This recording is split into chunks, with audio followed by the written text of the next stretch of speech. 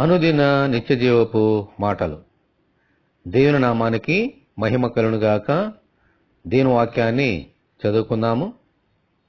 ఒకని ప్రవర్తనను బట్టి వాని క్రియల ఫలము చొప్పున ప్రతీకారము చేయుటకు యెహోవా అను నేను హృదయమును పరిశోధించువాడను, అంతరింద్రియములను పరీక్షించువాడను. ఇర్మియా గ్రంథము 17వ అధ్యాయము 10వ వచనం. ఈ లోకములోని తీర్పులు కంటి చూపును బట్టి, విన్న దానిని బట్టి ఉంటాయి. ఈ కారణాన్ని బట్టి అనేకసార్లు దోషులు నిర్దోషులుగాను, నిర్దోషులు దోషులుగాను తీర్పు తీర్చబడుతున్నారు. అయితే దేవుని తీర్పు ఇటువంటిది కాదు. ఎందుకంటే మనుషులు పైరూపమును లక్ష్యపెట్టుదురు, దేవుడు హృదయమును లక్ష్యపెట్టును. ఆమేన్. మన హృదయములో ఉన్న దానిని బట్టే ఆయన తీర్పు తీరుస్తారు.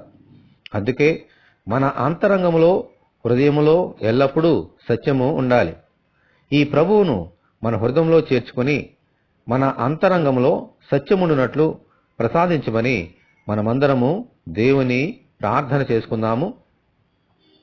ప్రభువా, మీకు వందనాలు. మా పైరూపాన్ని లక్ష్యపెట్టే దేవుడవు కాదు నాయనా. మా హృదయము ఎలాగున్నది అన్న దాన్ని బట్టే మీరు తీర్పు తీర్చేవారు. మా హృదయమును పరిశోధించువాడవును, అంతరింద్రియములను పరీక్షించువాడవును నీవే. కాబట్టి అనుదినము మా అంతరంగము పరిశుద్ధముగాను పవిత్రముగాను ఉండినట్లుగా మీ కృప మాకు అనుగ్రహించండి. అందుకే మా అంతరంగంలో, మా హృదయంలో ఎల్లప్పుడూ సత్యము అనగా మా ప్రభువును, మా రక్షకుడైన యేసుక్రీస్తును పెట్టుకొని ఈ లోకంలో జీవించే భాగ్యము మాకు అనుగ్రహించండి.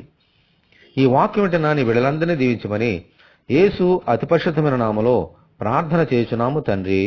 ఆమేన్. దేవుని కృప మనకందరికీ సమృద్ధిగా నుండునుగాక. ఆమేన్. పరిశుద్ధ దేవుని మందిరం.